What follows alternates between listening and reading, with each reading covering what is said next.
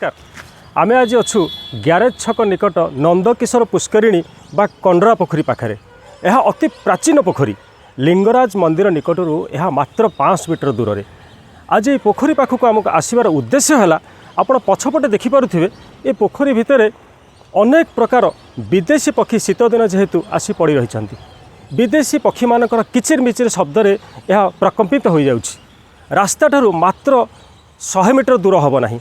तेणु जदि आपण मैंने विदेशी पक्षी देखा चाहूँगी ताहले आपण ग्यारेज छक निकट नंदकिशोर पुष्करिणी आसी देखिपारे।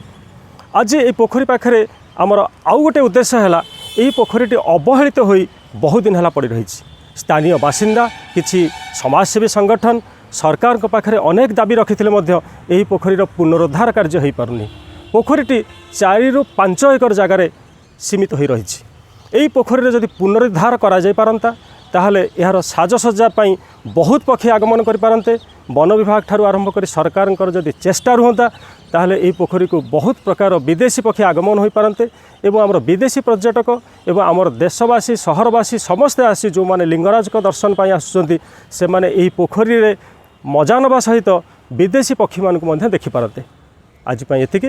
नमस्कार।